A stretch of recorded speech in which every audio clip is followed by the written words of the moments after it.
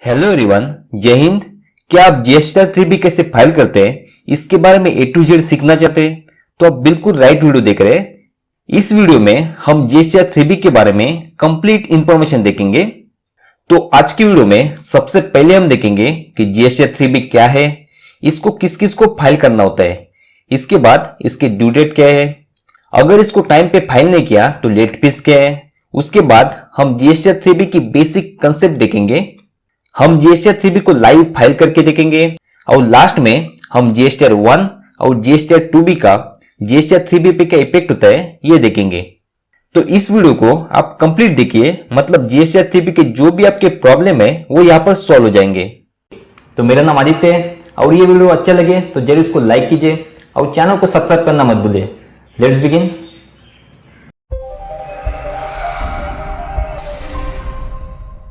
अभी हम सबसे पहले देखते हैं व्हाट इज GST-3B, मतलब GST-3B क्या है। तो GST-3B एक GST रिटर्न की एक सेल्फ डिक्लेयर समरी होती है जिसको हर मंथ को फाइल करना होता है। और जिन टैक्स पेयर ने QRMP स्कीम लिया है, मतलब क्वार्टरली रिटर्न मंथली पेमेंट, उनके लिए क्वार्टरली होती है। क्वार्टरली GST-3B और मंथली GST-3B दोनों का प्रोसेस सेम ही होता है। अगर आपका क्वार्टरली है तो आपको 3 मंथ का डेटा एक साथ देना है और अगर आपका मंथली है तो 1 मंथ का डेटा आपको अपलोड करना है। हर GST नंबर के लिए अलग अलग GST-3B फाइल करना होता है और GST-3B फाइल करने के पहले इसकी कोई लायबिलिटी है तो उसको पेमेंट करना पड़ता है। GST-3B अगर आप एक बार फाइल कर देते हैं तो उसको आप रिवाइज नहीं कर सकते। अगर आपका कोई सेल्स नहीं है या फिर कोई परचेस नहीं है, मतलब आपकी जो लायबिलिटी है वो जीरो है, तब भी आपको नील GST-3B फाइल करनी पड़ती है। अभी हम देखते हैं हु शुड फाइल GST-3B, मतलब GST-3B किस किस को फाइल करनी है। तो यहां पर देखिए, every person who is registered under GST must file GST-3B, मतलब जिनके पास GST नंबर है उन हर एक पर्सन को GST-3B फाइल करनी है।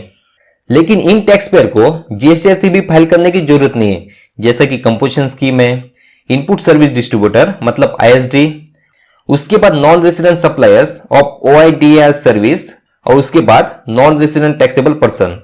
इन टैक्स पेयर्स को GST-3B फाइल करने की जरूरत नहीं है। अभी हम देखते हैं कि GST-3B फाइल करने के लिए ड्यू डेट्स क्या है। अगर आपका प्रीवियस ईयर का एनुअल टर्नओवर 5 करोड़ या 5 करोड़ के ऊपर है तो आपकी जो ड्यू डेट होती है हर नेक्स्ट मंथ की 20 होती है। मतलब अगर आप अप्रैल का फाइल कर रहे हैं तो मई की 20 होगी, मई का फाइल कर रहे हैं तो जून की 20 होगी। अगर आपका प्रीवियस फाइनेंशियल ईयर का एनुअल टर्नओवर 5 करोड़ के नीचे, अगर आप इन स्टेट में रहते हैं तो आपके लिए 22 ऑफ एवरी मंथ है और इन स्टेट में रहते हैं तो आपके लिए 24 ऑफ एवरी मंथ है। तो आपकी जो भी ड्यू डेट है वो आप यहां पर देख सकते हैं। अभी हम देखते हैं लेट फीस और पेनल्टी। अगर आप GST-3B को ड्यू डेट के पहले फाइल नहीं करते तो आपके लिए जो लेट फीस है वो है 50 पर डेज, मतलब 25 रुपीज CGST और 25 रुपीज SGST, टोटल 50 रुपीज। अगर आपका GST-3B नील है, मतलब आपका कोई सेल्स भी नहीं है, कोई परचेज भी नहीं है, तो वो 20 पर डेज है, मतलब 10 रुपीज CGST और 10 रुपीज SGST। अगर आप ड्यू डेट के पहले GST-3B को फाइल नहीं करते और आपका पेमेंट है तो उस पेमेंट पर आपको 18% पर एनम इंटरेस्ट पेमेंट करना पड़ता है। अभी हम देखते हैं कि GST-3B में GST की कंप्यूटेशन कैसे करते हैं। तो GST की कंप्यूटेशन सिंपल होती है, output GST minus input GST, और जो भी पेमेंट है वो GST पेबल, मतलब जो भी GST हम सेल्स पे चार्ज करते हैं उसको हम कलेक्ट करते हैं कस्टमर से, और जो भी GST परचेस पे चार्ज की होती है उसको हम पेमेंट करते हैं जो भी हमें सप्लाई करता है उसे। मतलब जब भी हम सेल्स करते हैं तो GST को कस्टमर से कलेक्ट करते हैं और जब भी परचेस करते हैं तो GST को सप्लायर को पेड करते हैं। इसके लिए output GST minus input GST और जो भी गैप होता है वो होता है GST पेबल, जिसको आपको पेमेंट करना पड़ता है। और अगर आपका आउटपुट GST कम है और इनपुट GST ज्यादा है तो आपका GST इनपुट टैक्स क्रेडिट का, मतलब GST ITC का एक बैलेंस बचता है जिसको आप नेक्स्ट मंथ में यूज कर सकते हैं। अभी हम प्रैक्टिकल में GST-3B कैसे फाइल करते हैं ये देखेंगे। तो सबसे पहले आपको GST पोर्टल पे लॉगिन करना है और उसके बाद यहाँ पर रिटर्न डैशबोर्ड, या फिर आप सर्विसेज में जाएंगे, यहाँ पर रिटर्न और यहाँ पर रिटर्न डैशबोर्ड। अभी यहाँ पर आपको फाइनेंशियल ईयर सिलेक्ट करना है, उसके बाद क्वार्टर सिलेक्ट करना है और उसके बाद मंथ सिलेक्ट करना है। अगर आप क्यूआरएमपी स्कीम में और आप क्वार्टरली जीएसटीआर 3B फाइल करते तो उस क्वार्टर का लास्ट मंथ सिलेक्ट करना है। जैसा कि अप्रैल, मई, जून का एक क्वार्टर होता है तो आपको जून सिलेक्ट करना है। जुलाई, अगस्त, सितंबर तो आपको सितंबर सिलेक्ट करना है। अभी मैं जुलाई का जीएसटीआर 3B फाइल कर रहा हूं, वो जुलाई यहां पर सिलेक्ट करके मैं सर्च कर देता हूं। अभी यहां पर देखिए जीएसटीआर 1 है जिसको हमने फाइल किया हुआ है, यहां पर जीएसटीआर 2A है, यहां पर जीएसटीआर 2B है और यहां पर जीएसटीआर 3B है। अभी हम जीएसटीआर 3B फाइल कर रहे हैं तो उसके बाद हम देखेंगे कि जीएसटीआर 1 का और जीएसटीआर 2B का जीएसटीआर 3B पे क्या इफेक्ट होता है। अभी मैं जीएसटीआर 3B को ओपन कर देता हूं। आप यहां पर प्रिपेयर ऑनलाइन करेंगे या फिर डायरेक्ट आप यहां पर क्लिक करेंगे। अभी हमारे पास ये इंटरफेस आ चुका है। यहां पर हमें पूछा गया है do you want to file nil return, क्या आप नील रिटर्न फाइल करना चाहते हैं। अगर आपके पास कोई डेटा नहीं है, ना ही सेल्स है ना ही परचेस है, तो आप यहाँ पर यस करके नील रिटर्न फाइल कर सकते हैं। अभी हमारे पास डेटा है तो हम नो करेंगे और नेक्स्ट करेंगे। System generated summary for GSTR 3B। यहाँ पर जीएसटी 3B टेबल में से जो 3.1 होता है जिसमें हम सेल्स डालते हैं वो जीएसटीआर 1 से ऑटोमेटिक आता है। अगर हमने जीएसटीआर 1 फाइल किया है जिसमें हम सेल्स की डिटेल डालते हैं, जीएसटीआर 1 की जो ड्यू डेट होती है वो जीएसटीआर 3B के पहले की होती है। तो जब भी हम जीएसटीआर 1 में सेल्स डालते हैं तो वो जो सेल्स होता है वो ऑटोमेटिक जीएसटीआर 3B के 3.1 टेबल में आ जाता है। उसके बाद रिवर्स चार्ज जो जीएसटीआर 2B में से आता है और इनपुट टैक्स क्रेडिट वो जीएसटीआर 2B में से आता है। जीएसटीआर 2B मतलब क्या होता है, जब भी हम परचेस करते हैं तो उस पर जीएसटी चार्ज किया हुआ रहता है और जिसने भी ये जीएसटी चार्ज किया है मतलब जो हमारा सप्लायर है वो जीएसटी पेमेंट गवर्नमेंट को डायरेक्ट करता है। जैसा कि हम जीएसटीआर 1 में हमारा सेल्स का डिटेल डालते हैं, उसी प्रकार से हमारा जो सप्लायर है जिससे हमने परचेस किया है वो अपने जीएसटीआर 1 में उसका सेल्स का डिटेल डालता है। उसका जो सेल्स है वो हमारा परचेस है, मतलब वो जीएसटीआर 1 में जो भी सेल्स डालेगा वो हमें जीएसटीआर 2B में यहां पर शो हो जाएगा। मैं यहां पर क्लोज कर देता हूं। अभी यहां पर हमारे पास टोटल 5 टेबल है, हम इसको एक एक करके देखेंगे। अभी हमारे पास सबसे पहला जो टेबल है वो है 3.1 tax on outward and reverse charge inward supply. मतलब आप यहां पर कर्सर लेके जाएंगे तो ऊपर आपको शो हो जाएगा detail of outward supply and inward supply liable to reverse charge. इस टेबल में हमें हमारा आउटवर्ड सप्लाई मतलब जो भी हमारा सेल्स है वो हमें यहां पर डालना होता है। तो मैं इसको ओपन कर देता हूं यहां पर। ओके, अभी आप यहां पर देखेंगे तो यहां पर ऑटोमेटिक अमाउंट आ चुकी है। ये जो अमाउंट आई है वो जीएसटीआर 1 में से आई है, क्योंकि जीएसटीआर 1 में हमने हमारा सेल्स अपलोड किया था, वो यहाँ पर ऑटोमेटिक रिफ्लेक्ट हुआ है। अगर आपने जीएसटीआर 1 को फाइल नहीं किया है तो आपको यहाँ पर मैन्युअली डालना पड़ेगा। यहाँ पर नेचर ऑफ सप्लाई और टोटल 5 नेचर है हमारे पास, A, B, C, D, E। यहाँ पर टोटल टैक्सेबल वैल्यू, यहाँ पर आईजीएसटी, सीजीएसटी, एसजीएसटी और सेस। आईजीएसटी मतलब क्या होता है, जब भी हम जीएसटी में इंटरस्टेट सप्लाई करते हैं, मतलब मान लीजिए हम महाराष्ट्र में और हम गुजरात, यूपी यहां पर सप्लाई कर देते तो ये इंटरस्टेट सप्लाई हो गया, तो उस पर आईजीएसटी चार्ज होता है, मतलब इंटीग्रेटेड टैक्स। और अगर आप इंटरस्टेट सप्लाई करते हैं मतलब विद इन स्टेट, जिस स्टेट में आपका जीएसटी नंबर है उसी स्टेट में आप सप्लाई करते हैं, तो उस पर जो आधा है वो सीजीएसटी चार्ज होता है और आधा एसजीएसटी चार्ज होता है। और यहाँ पर सेज है, मतलब टोबैको प्रोडक्ट होते हैं या फिर आइसक्रीम होता है या फिर कोल्ड ड्रिंक्स होते हैं, उस पर गवर्नमेंट एक एक्स्ट्रा सेज चार्ज करता है। अगर इस तरह से आपका कोई सप्लाई है तो सेज को आप यहाँ पर इंटर करेंगे। अभी यहाँ पर ए है outward taxable supply other than zero rated, nil rated and exempted. मतलब जो भी हमारा सप्लाई है other than zero rated, nil rated and exempted, उसकी समरी हमें यहाँ पर इंटर करनी होती है। इन शॉर्ट जो भी हमारा ओनली टैक्सेबल सेल्स है उसकी समरी हमें यहाँ पर देनी है। तो यहाँ पर देखिए हमारा जो टैक्सेबल सेल्स था वो यहाँ पर जीएसटीआर 1 में से ऑटोमेटिक आ चुका है। अगर आपने जीएसटीआर 1 को फाइल नहीं किया है तो आपको ये मैन्युअली डालना पड़ेगा। यहाँ पर टैक्सेबल आईजीएसटी होगा तो आईजीएसटी, नहीं तो सीजीएसटी, एसजीएसटी। अगर आपका दोनों सप्लाई है मतलब इंटरस्टेट और इंट्रास्टेट, मतलब आपके पास आईजीएसटी भी है, सीजीएसटी भी है और एसजीएसटी भी है, तो आप टोटल टैक्सेबल को यहां पर डालेंगे। यहां पर आईजीएसटी, सीजीएसटी और एसजीएसटी और यहां पर सेज। अभी बी है outward taxable supply zero rated, मतलब जो भी हमारा एक्सपोर्ट का सेल्स होता है वो हमें यहां पर डालना होता है। यहां पर टैक्सेबल है, यहां पर आईजीएसटी है और यहां पर सेज है। अभी आप सोचेंगे यहाँ पर जीरो रेटेड है, लेकिन यहाँ पर आईजीएसटी का कॉलम क्यों ओपन है? क्योंकि हमारा जो एक्सपोर्ट होता है वो दो टाइप का होता है, with tax and without tax. अगर आपके पास एलयूटी बॉन्ड है, लेटर ऑफ अंडरटेकिंग, तो आपको कोई भी टैक्स लगाने की जरूरत नहीं है।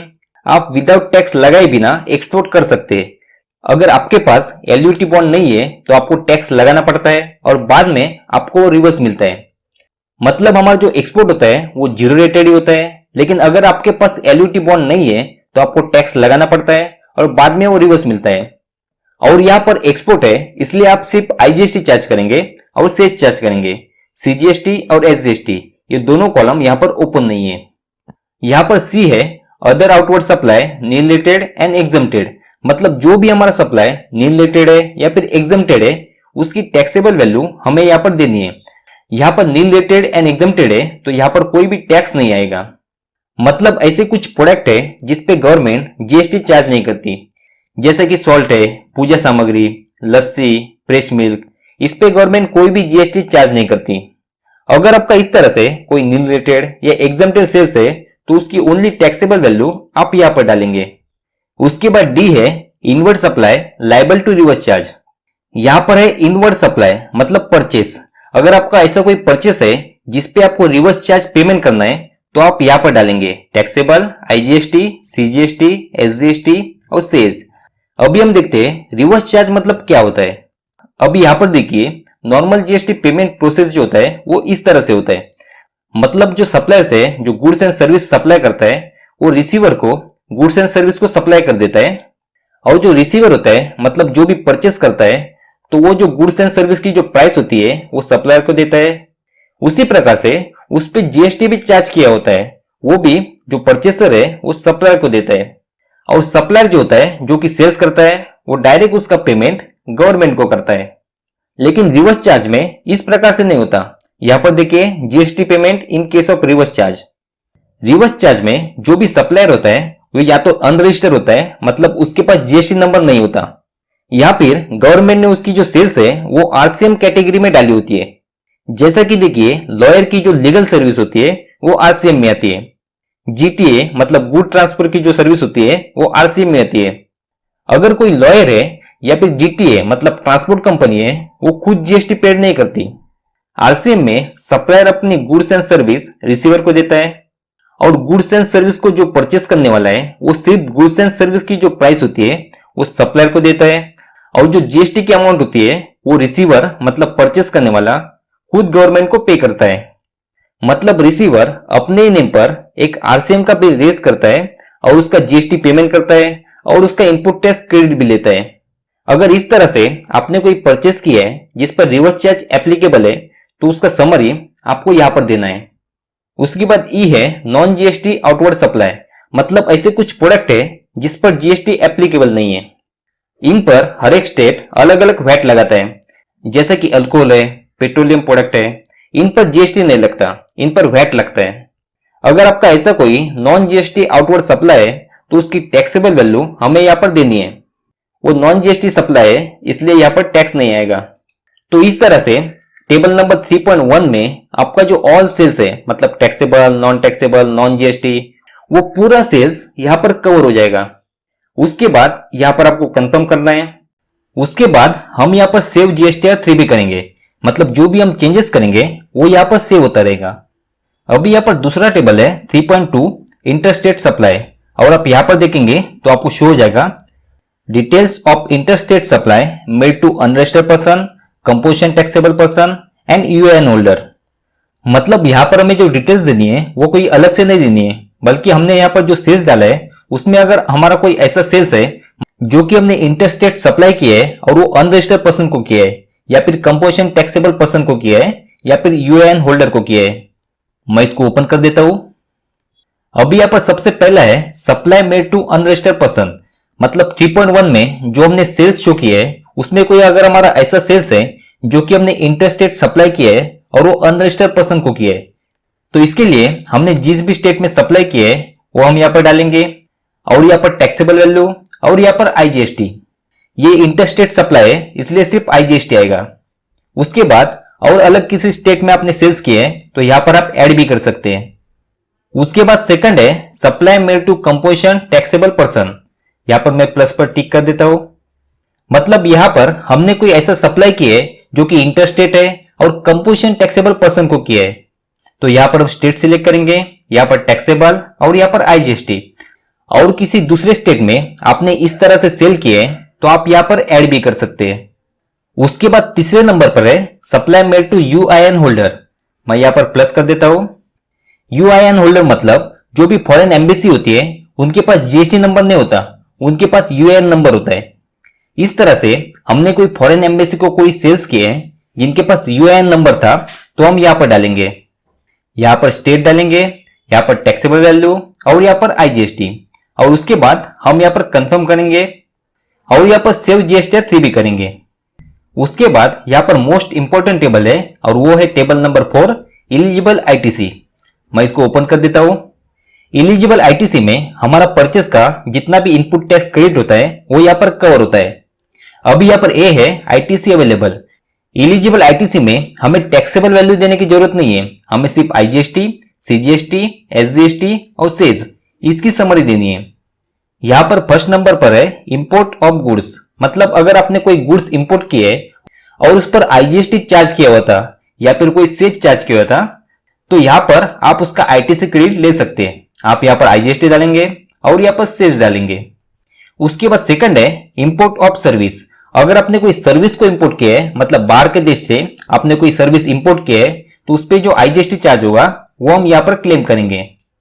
अभी तीसरे नंबर पर है inward supply liable to reverse charge. मतलब जो रिवर्स चार्ज हमने सेल्स में पेड किया था उसका जो आईटीसी है वो हमें यहां पर क्लेम करना है। आईजीएसटी, सीजीएसटी, एसजीएसटी और सेज। मतलब आरसीएम रिवर्स चार्ज जो होता है उसको हम सेल्स में पेमेंट करते हैं और परचेस का जो आईटीसी है उसमें आईटीसी क्लेम करते हैं। अभी यहां पर 4 नंबर पर है inward supply from ISD. ISD मतलब क्या होता है? Input service distributor. मतलब आईएसडी का जो कंसेप्ट होता है वो इस प्रकार से होता है।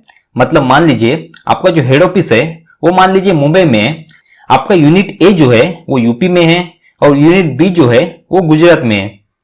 अभी मान लीजिए आप अगर अपने कंपनी की कोई एडवर्टाइज करते हैं तो एडवर्टाइज जो करेगा वो हेड ऑफिस करेगा, मतलब पूरी कंपनी करेगी। और उस एडवर्टाइज की वजह से यूनिट ए का भी सेल बढ़ेगा और यूनिट बी का भी सेल बढ़ेगा। लेकिन एडवर्टाइजमेंट कंपनी इस तरह से बिल नहीं देगी, आधा बिल यूनिट ए के नाम पर और आधा बिल यूनिट बी के नाम पर। वो जो एडवर्टाइजमेंट कंपनी है वो पूरा बिल हेड ऑफिस के नाम पर देगी। लेकिन हमारा हेड ऑफिस जो है वो कोई सेल्स नहीं करता, वो सिर्फ इनको सर्विस देता है, यूनिट ए को और यूनिट बी को। तो आईटीसी की जो जरूरत है वो यूनिट ए को है और यूनिट बी को है। इस केस में हमारा जो हेड ऑफिस होता है ये एक अलग जीएसटी नंबर लेता है जो कि इनपुट सर्विस डिस्ट्रीब्यूटर मतलब आईएसडी में रजिस्टर होता है। और जो हमारा हेड ऑफिस है वो पूरा जो एडवर्टाइजमेंट का बिल है उसका क्रेडिट को क्लेम करेगा और उसके बाद 2 इनवॉइस रेज करेगा, एक इनवॉइस यूनिट ए के नाम पर और एक इनवॉइस यूनिट बी के नाम पर। और दोनों को वो जो आईटीसी क्रेडिट है वो यहां से ट्रांसफर करेगा। इसको हम इनपुट सर्विस डिस्ट्रीब्यूटर बोलते हैं। मतलब ये हो गया इनपुट सर्विस डिस्ट्रीब्यूटर। इस तरह से आपका कोई इनपुट सर्विस डिस्ट्रीब्यूटर है और उसके पास से आपको इनवर्ड सप्लाई है, तो आप उसका जो आईटीसी है वो यहां पर क्लेम करेंगे, आईजीएसटी, सीजीएसटी, एसजीएसटी और सेज। उसके बाद 5 नंबर पे और मोस्ट इंपोर्टेंट है ऑल अदर आईटीसी। मतलब इसमें जो भी आईटीसी क्लेम नहीं होता वो सभी आईटीसी आप यहां पर क्लेम करेंगे। तो यहां पर देखिए मेरे पास आईजीएसटी कुछ भी नहीं है, लेकिन मेरे पास सीजीएसटी है और एसजीएसटी भी है। लेकिन आप यहां पर ध्यान से देखेंगे तो ये जो बॉर्डर है वो हमें रेड में शो हो रही है। मैं यहां पर कर्सर लेके जाता हूं तो आपको यहां पर शो होता रहेगा your amount 2198 and system computed 1717। मतलब हमारे जीएसटी 2B में जो आईटीसी आया है वो 1717 है और मैंने यहां पर 2198 डाला है। इसका मतलब मेरे पास परचेस की ज्यादा बिल है लेकिन सब ने अपने जीएसटीआर 1 को फाइल नहीं किया है। इसके वजह से मेरा जो जीएसटीआर 2B है उसमें सिर्फ 1717 आईटीसी आया है और एक्चुअल मेरे पास बिल है उसका जो आईटीसी है वो 2198 है। यहां पर मैं आपको एक सजेस्ट करूंगा कि आपके पास मान लीजिए ज्यादा परचेस की बिल है लेकिन सबका आईटीसी आपको जीएसटीआर 2B में शो नहीं हो रहा है, तो आप जीएसटीआर 2B की हिसाब से मतलब जो भी जीएसटीआर 2B में शो हो रहा है वही आईटीसी ले। और जिन्होंने भी जीएसटीआर 1 को फाइल नहीं किया है उनसे तुरंत फॉलोअप ले और वो जब जीएसटीआर 1 फाइल करेंगे तो आपके नेक्स्ट मंथ के जीएसटीआर 2B में वो शो हो जाएंगे। फिर आप उसका आईटीसी यहां पर क्लेम कर सकते हैं। अभी मैंने यहां पर ज्यादा आईटीसी क्लेम किया है क्योंकि मेरे जो कस्टमर है जिनका मैं फाइल कर रहा हूं वो मान नहीं रहे। लेकिन मैं आपको एक सजेस्ट करूंगा, जितना जीएसटीआर 2B में आता है उतना ही आईटीसी आप क्लेम करें। अभी आपका जो सारा आईटीसी है वो आपने यहां पर क्लेम किया है और उसके बाद जो है वो बी आईटीसी रिवर्स। यहां पर दो ऑप्शन है, one as per rule 42 and 43 of CGST SGST rules और सेकंड है अदर्स। अभी रूल नंबर 42 मतलब आपने कोई ऐसा रॉ मटेरियल परचेस किया है जिसको आप आधा यूज करने वाले नील रेटेड या एग्जम्प्टेड प्रोडक्शन के लिए और आधा यूज करने वाले वो टैक्सेबल प्रोडक्शन है। मतलब आपका जो प्रोडक्शन यानी सेल्स है वो आधा टैक्सेबल है और आधा नील रेटेड या एग्जम्प्टेड है। तो जो भी रॉ मटेरियल आपने परचेस किए है और आपका इस्तेमाल आप जो टैक्सेबल सेल्स है उसके प्रोडक्शन के लिए यूज करते हैं, आप सिर्फ उतना ही आईटीसी क्लेम कर सकते हैं। और जो भी एग्जम्प्ट या नील रेटेड प्रोडक्शन करने के लिए आपने यूज किया है उसका जो आईटीसी है वो आपको यहां पर रिवर्स करना पड़ेगा। उसी तरह से जो रूल नंबर 43 है वो मशीनरी परचेस के लिए, कैपिटल गुड्स के लिए। मतलब आप कोई कैपिटल गुड्स यानी मशीनरी परचेस करते हैं और वो जो मशीनरी आप यूज करने वाले वो आधा प्रोडक्शन टैक्सेबल है और आधा प्रोडक्शन एग्जम्प्ट है। तो जितनी मशीनरी आप टैक्सेबल प्रोडक्शन के लिए यूज करने वाले उसका ही आईटीसी आप क्लेम कर सकते हैं और जो भी एग्जम्प्ट प्रोडक्शन के लिए यूज करने वाले उसका जो आईटीसी है वो आपको यहां पर रिवर्स करना पड़ेगा। और इसके अलावा रूल नंबर 42 और 43 के अलावा जो भी आपको आईटीसी रिवर्स करना है वो आप यहां पर अदर्स में कर सकते हैं। मतलब मान लीजिए पिछले जीएसटीआर 3B में आपने गलती से ज्यादा आईटीसी क्लेम किया है और आप अभी उसको रिवर्स करना चाहते हैं तो आप यहां पर अदर्स में उसको रिवर्स कर सकते हैं। उसके बाद सी है net ITC available A minus B, मतलब A मतलब आईटीसी क्लेम एंड B मतलब आईटीसी रिवर्स। उसकी जो टोटल है वो हमें यहां पर शो हो रही है। उसके बाद डी है इनएलिजिबल आईटीसी। अगर हमने कोई ऐसा परचेस किया है जिस पर जीएसटी चार्ज है लेकिन हम उसको क्लेम नहीं कर सकते तो वो जीएसटी होगा इनएलिजिबल। यहां पर फर्स्ट है एज पर सेक्शन 17(5). तो सेक्शन 17(5) में ऐसे कुछ प्रोडक्ट या सर्विसेज है जिनका आईटीसी आप क्लेम नहीं कर सकते। मतलब मोटर व्हीकल है, अगर आप कोई मोटर व्हीकल परचेस करते हैं जो कि बिजनेस यूज के लिए नहीं है तो आप उसका आईटीसी क्लेम नहीं कर सकते। फूड एंड बेवरेज है, मतलब होटल में जाके कोई आप खाना खाते हैं तो उस पर भी जीएसटी लगता है लेकिन आप उसको क्लेम नहीं कर सकते क्योंकि यहां पर आप कंज्यूमर है। Service of general insurance, servicing, repairs and maintenance, इस पर जो जीएसटी लगता है उसको आप क्लेम नहीं कर सकते। मतलब जो भी परचेस एज ए कंज्यूमर करते हैं उसको आप कंज्यूम करने वाले उसका आईटीसी आप क्लेम नहीं कर सकते। और बाकी जो इनएलिजिबल आईटीसी है उसको हम यहां पर मेंशन करेंगे। उसके बाद कंफर्म करेंगे और उसके बाद सेव जीएसटीआर 3B। उसके बाद टेबल नंबर 5 है exempt nil and non GST inward supply. मैं इसको ओपन कर देता हूं। इनवर्ड सप्लाई मतलब परचेस। अगर आपने कोई ऐसा परचेस किया है जो कि नॉन जीएसटी है, नील रेटेड है, एग्जम्प्ट है तो यहां पर हमें उसकी समरी देनी पड़ेगी। यहां पर इंटरस्टेट सप्लाई और यहां पर इंट्रास्टेट सप्लाई। यहां पर composition scheme, exempt and nil rated, इसकी समरी देनी है। और यहां पर non GST supply, non GST मतलब अल्कोहल या फिर पेट्रोल, इसकी समरी हमें यहां पर देनी है। उसके बाद कंफर्म और सेव जीएसटीआर 3B। उसके बाद टेबल नंबर 5.1 है इंटरेस्ट एंड लेट फी। मैं इसको ओपन कर देता हूं। तो यहां पर देखिए हमने ये जो जीएसटीआर 3B है वो लेट फाइल कर रहे हैं, इसलिए हमारा जो लेट फी है वो सीजीएसटी में 200 है और एसजीएसटी में 200 है। आईजीएसटी में कोई भी लेट फी नहीं लगती।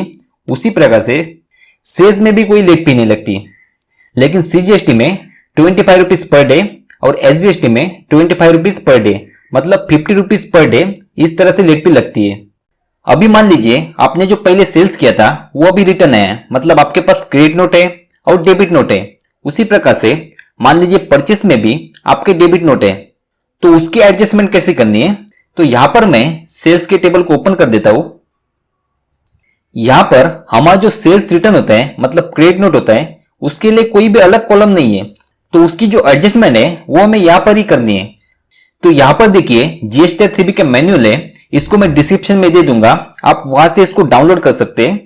इस पे यहां पर देखिए वैल्यू ऑफ टैक्सेबल सप्लाई, मतलब टैक्सेबल सप्लाई की वैल्यू मतलब क्या होता है, वैल्यू ऑफ इनवॉइस मतलब इनवॉइस की जो वैल्यू है plus value of debit note.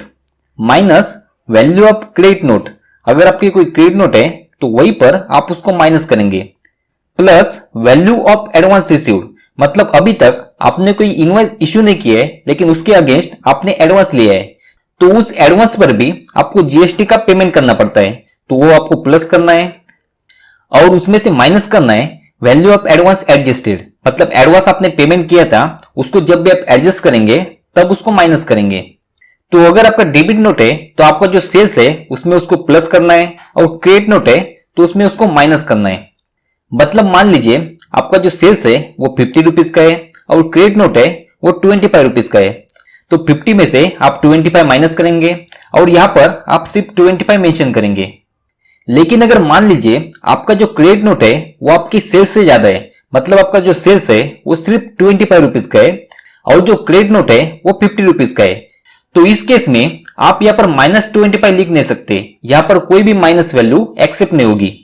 तो इसके लिए इस मंथ में आपका जो 25 रुपीज सेल्स है उसको आप इस मंथ में एडजस्ट करेंगे और बाकी जो है वो नेक्स्ट मंथ में आप एडजस्ट करेंगे।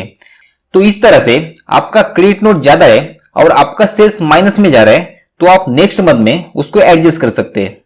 और मान लीजिए पिछले जीएसटीआर 3B में आपने कम सेल्स दिखाया था तो आप यहाँ पर इस जीएसटीआर 3B में उसको ऐड कर सकते हैं, और पिछले जीएसटीआर 3B में ज्यादा दिखाया था तो आप यहाँ पर लेस कर सकते हैं। और मान लीजिए आपका परचेस रिटर्न हुआ है और उसका जो डेबिट नोट है उसका आईटीसी आप एडजस्ट करना चाहते हैं, तो मैं यहाँ पर एलिजिबल आईटीसी इसको ओपन कर देता हूं। आपने जो परचेस को रिटर्न किया हुआ है और उस पर जो जीएसटी था उसको आप यहाँ पर आईटीसी रिवर्स में अदर में आप रिवर्स करेंगे, मतलब परचेस रिटर्न में जो डेबिट नोट होता है उसका जो जीएसटी होता है वो हम यहाँ पर रिवर्स कर सकते हैं। और मैं आपको एक इंपॉर्टेंट सजेशन देना चाहूंगा कि आप ऑल अदर आईटीसी में जब भी आईटीसी क्लेम करेंगे वो जीएसटीआर 2B में जितना आया है उतना ही क्लेम कीजिए, क्योंकि बहुत सारे लोग क्या करते हैं हमारे पास जितने परचेस की इनवॉइस है उतना सारा आईटीसी क्लेम करते हैं और बाद में जो सप्लायर है उससे फॉलोअप लेते हैं जीएसटीआर 1 फाइल करने के लिए। लेकिन जीएसटी में बहुत सारे डिफॉल्टर होते हैं जो कभी जीएसटीआर 1 फाइल नहीं करते, तो अगर आप यहाँ पर आईटीसी क्लेम करते हैं और आपका जो सप्लायर है वो जीएसटीआर 1 को फाइल नहीं करता है तो उसका जो पेमेंट है वो आपको इंटरेस्ट के साथ रिवर्स करना पड़ेगा। तो इसके लिए आपको जीएसटीआर 2B जरूर चेक करना चाहिए। उसके लिए देखिए मैं यहाँ पर सर्विस, रिटर्न और रिटर्न डैशबोर्ड में जाता हूं। यहां पर मैं पीरियड सिलेक्ट कर देता हूं जुलाई, और यहां पर देखिए जीएसटीआर 2B मैं यहां पर व्यू कर देता हूं। अभी यहां पर देखिए हमारा जो परचेस है वो यहां पर शो हो रहा है, मतलब हमारा जो सप्लायर है उसने अपने जीएसटीआर 1 में जो रिटर्न फाइल किया है वो हमें यहां पर शो हो रहा है। यहां पर ऑल टेबल में जाएंगे तो हमें यहां पर सप्लायर वाइज डेटा शो हो रहा है। आप यहां से डाउनलोड एक्सेल भी कर सकते हैं। यहां पर सारा डेटा डालने के बाद मैं यहां पर सेव जीएसटीआर 3B कर देता हूं और उसके बाद यहां पर प्रोसीड टू पेमेंट कर देता हूं। अब यहां पर 6.1 पेमेंट ऑफ टैक्स, और यहां पर देखेंगे तो कैश लेजर बैलेंस, अगर हमारे कैश लेजर में कोई बैलेंस है तो यहां पर हमें शो करेगा, मतलब इसके पहले आपने कोई ज्यादा कैश पेमेंट किया था और उसका बैलेंस बाकी है तो आपको यहां पर वो शो हो जाएगा। और आप स्क्रॉल करके यहां पर जाएंगे तो यहां पर क्रेडिट लेजर बैलेंस है, मतलब इस करंट मंथ में या फिर उसके पहले के मंथ में आपने कोई इनपुट टैक्स क्रेडिट मतलब परचेस पे जो आईटीसी होता है वो क्लेम किया था लेकिन उसको यूटिलाइज नहीं किया, वो बाकी है, उसका बैलेंस बाकी है, तो आपको यहां पर शो हो जाएगा। तो यहां पर हमारे पास आईजीएसटी का कोई भी आईटीसी बैलेंस नहीं है, लेकिन सीजीएसटी और एसजीएसटी इनका बैलेंस हमारे पास अवेलेबल है। सेल्स में कुछ भी नहीं है और टोटल जो है वो 4396 है। अभी हम नीचे जाएंगे। अभी ये जो विंडोज है वो पेमेंट के एडजस्टमेंट की विंडो है, मतलब यहां पर देखिए डिस्क्रिप्शन में आईजीएसटी है, सीजीएसटी है, एसजीएसटी और सेज, और यहां पर है other than reverse charge tax payable, मतलब रिवर्स चार्ज के अलावा जो भी टैक्स पेबल है वो हमें यहाँ पर शो हो रहा है, मतलब हमारे सेल्स पे जितना भी जीएसटी चार्ज हुआ है वो हमें यहाँ पर शो करेगा। अभी हमारा इंटरस्टेट कोई भी सेल्स नहीं था इसलिए आईजीएसटी कुछ भी नहीं है, यहाँ पर सीजीएसटी है और एसजीएसटी है। ये जो सेल्स पे हमने जीएसटी चार्ज किया था वो हमें यहाँ पर शो हो रहा है। अभी आप यहाँ पर देखेंगे तो पेड थ्रू आईटीसी, मतलब ये जो पेमेंट है वो या तो हम आईटीसी से करेंगे या फिर कैश से करेंगे। तो सबसे पहले हम आईटीसी देखते हैं। जो बैलेंस हमारे आईटीसी में है वो यहाँ पर ऑटोमेटिक एडजस्ट हो जाता है, यहाँ पर हमें कुछ भी नहीं करना पड़ता है। लेकिन इसका एक रूल होता है जिसको हम देखते हैं। तो यहां पर देखिए input tax credit on account of, मतलब अगर आईजीएसटी का इनपुट टैक्स क्रेडिट है तो सबसे पहले हम आईजीएसटी के लायबिलिटी के लिए इसको यूज करेंगे। उसके बाद हम आईजीएसटी आईटीसी का सीजीएसटी और एसजीएसटी इनके लिए यूज कर सकते हैं। इसका कोई भी प्रपोर्शन नहीं है, आप जैसे चाहे इसको यूज कर सकते हैं। और यहां पर एक बात इंपॉर्टेंट है कि आपके पास आईजीएसटी का इनपुट टैक्स क्रेडिट है तो सबसे पहले आपको उसको खत्म करना है। मतलब सबसे पहले उसको आईजीएसटी के लिए यूज करेंगे, उसके बाद सीजीएसटी और एसजीएसटी के लिए आप उसको यूज करेंगे। इसके लिए सीजीएसटी और एसजीएसटी का आईटीसी यूज करने से पहले हमें आईजीएसटी का आईटीसी खत्म करना है। उसके बाद अगर हमारे पास सीजीएसटी का आईटीसी है तो सबसे पहले हम उसको सीजीएसटी के लिए यूज करेंगे और उसके बाद आईजीएसटी के लिए यूज करेंगे। और यहां पर सीजीएसटी का आईटीसी हम एसजीएसटी के लिए यूज नहीं कर सकते, उसके लिए परमिशन नहीं है। उसी प्रकार से अगर हमारे पास एसजीएसटी का आईटीसी है तो सबसे पहले हम उसको एसजीएसटी के लिए यूज करेंगे और उसके बाद आईजीएसटी के लिए यूज करेंगे। यहां पर आप एसजीएसटी का आईटीसी सीजीएसटी के लिए यूज नहीं कर सकते। अभी एक बार हम रिवर्स कर लेते हैं। आईजीएसटी का जो आईटीसी है वो हम आईजीएसटी, सीजीएसटी, एसजीएसटी इन तीनों के लिए यूज कर सकते हैं। और जो सीजीएसटी का आईटीसी होता है वो सीजीएसटी और आईजीएसटी इन दोनों के लिए यूज कर सकते हैं, उसको हम एसजीएसटी के लिए यूज नहीं कर सकते। और जो एसजीएसटी का आईटीसी होता है उसको हम एसजीएसटी और आईजीएसटी इन दोनों के लिए यूज कर सकते हैं, लेकिन हम उसको सीजीएसटी के लिए यूज नहीं कर सकते। अभी यहाँ पर पेड थ्रू आईटीसी में देखिए हमारे पास आईजीएसटी का कोई भी आईटीसी नहीं है, लेकिन सीजीएसटी का हमारे पास 2198 है, जो कि हमने सीजीएसटी के अगेंस्ट वो ऑटोमेटिक एडजस्ट हो चुका है। उसी प्रकार से एसजीएसटी का 2198 है, वो यहाँ पर एसजीएसटी के अगेंस्ट ऑटोमेटिक एडजस्ट हो चुका है। अभी यहाँ पर other than reverse charge tax to be paid in cash, मतलब ये हमारा पेमेंट है और उसमें से आईटीसी माइनस हो गया और जो बाकी है वो हमें कैश में पेमेंट करना पड़ेगा। तो यहां पर हमें सीजीएसटी में 16569 पेमेंट करना है, उसी प्रकार से एसजीएसटी में 16569 ये पेमेंट करना है। मैं स्क्रॉल करके यहां पर जाता हूं। अगर आपके पास कोई रिवर्स चार्ज पेबल है तो आपको यहां पर शो हो जाएगा। अगर कोई इंटरेस्ट पेबल है तो यहां पर शो हो जाएगा। अगर कोई लेट फीस है वो यहां पर शो हो जाएगा। यहां पर देखिए सीजीएसटी में 200 है और एसजीएसटी में 200 है। या फिर आपके पास कोई कैश बैलेंस है या फिर आपने पेमेंट किया है वो बैलेंस आपको यहां पर शो हो जाएगा। और यहां पर एडिशनल कैश रिक्वायर्ड, मतलब जो भी पेमेंट आपको करना है वो आपको यहां पर शो हो जाएगा। अगर आपका आईटीसी ज्यादा है और पेमेंट कम है या फिर आपके पास कैश अवेलेबल है तो यहां पर आपको 00 शो हो जाएगा। तो फिर आप यहां पर make payment post credit to ledger इस पर क्लिक कर सकते हैं। लेकिन अभी हमें यहां पर पेमेंट करना है, इसके लिए मैं यहां पर क्रिएट चलन कर देता हूं। तो अभी हम यहां पर ऑटोमेटिक चलन पेमेंट में आ चुके हैं और हमारी जो पेमेंट है, मतलब जो भी रिक्वायरमेंट है वो यहां पर ऑटोमेटिक फिल हो चुकी है। मतलब टैक्स में interest, penalty, fees, other, total. तो हमारा जो टैक्स है वो सीजीएसटी में 16569 और एसजीएसटी में 16569 और यहाँ पर लेट फीस है और टोटल जो है वो यहाँ पर 33,538 है। तो अभी यहाँ पर पेमेंट मोड में ई पेमेंट है, ओवर द काउंटर है और एनईएफटी एंड आरटीजीएस है। तो ई पेमेंट मतलब अगर आपके पास नेट बैंकिंग है तो डायरेक्ट ई पेमेंट कर सकते हैं। ओवर द काउंटर मतलब अगर आपकी पेमेंट अमाउंट 10,000 के नीचे है तो आप डायरेक्ट बैंक के काउंटर पे जाकर उसको पेमेंट कर सकते हैं। उसके बाद एनईएफटी एंड आरटीजीएस है। अगर आप एनईएफटी करना चाहते हैं तो आप यहाँ पर बैंक को सिलेक्ट कर लीजिए। जैसा कि मैं यहाँ पर एग्जांपल के लिए बैंक ऑफ इंडिया डाल देता हूं, मैं सिलेक्ट कर देता हूं। उसके बाद जनरेट चलन। तो अभी यहाँ पर देखिए हमारा जो चलन है वो यहाँ पर जनरेट हो चुका है। यहाँ पर सीपीआई नंबर है, यहाँ पर चलन जनरेट डेट है और चलन की एक्सपायरी डेट है। उसके बाद यहाँ पर अमाउंट है और यहाँ पर आप डाउनलोड करेंगे तो मैं डाउनलोड कर देता हूं। मैं इसको यहाँ पर ओपन कर देता हूं।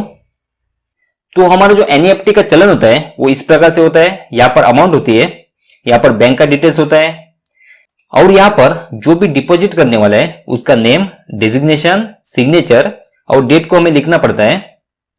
यहाँ पर पेड चलन इंफॉर्मेशन, यहाँ पर बैंक फिल करेगी, हमें यहाँ पर कुछ भी फिल नहीं करना होता है। जो भी बैंक रेफरेंस नंबर होता है, सीएन नंबर होता है, payment date, bank acknowledgement number, इसको बैंक फिल करेगी।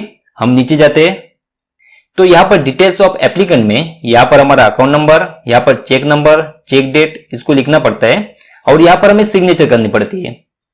अभी मैं यहाँ पर डायरेक्ट इंटरनेट बैंकिंग से ई पेमेंट करना चाहता हूं, इसलिए मैं यहाँ पर दोबारा क्रिएट चलन कर देता हूं। उसके बाद यहाँ पर ई पेमेंट, जनरेट चलन, यहाँ पर मैं नेट बैंकिंग कर देता हूं और यहाँ पर बैंक को सिलेक्ट कर देता हूं। उसके बाद यहाँ पर चेक कर देता हूं और मेक पेमेंट। इसमें दो ऑप्शन है, रिटेल और कॉर्पोरेट। मैं रिटेल कर देता हूं। अभी मैं यहाँ पर यूजर आईडी और पासवर्ड डाल के पेमेंट कर देता हूं। तो यहाँ पर देखिए हमने जो चलन पेमेंट किया है उसका जो कैश बैलेंस है वो यहाँ पर आ चुका है और यहाँ पर एडिशनल कैश रिक्वायरमेंट में 0 है। तो मैं यहाँ पर make payment post credit to ledger इस पर क्लिक कर देता हूं और यस कर देता हूं। तो देखिए ऑफसेट सक्सेसफुल। ओके, अभी मैं यहाँ पर प्रोसीड टू फाइल कर देता हूं। तो अभी मैं यहाँ पर चेक कर देता हूं और यहाँ पर ऑथराइज सिग्नेटरी इसको मैं सिलेक्ट कर देता हूं। उसके बाद file GSTR 3B with EVC and file GSTR 3B with DSC.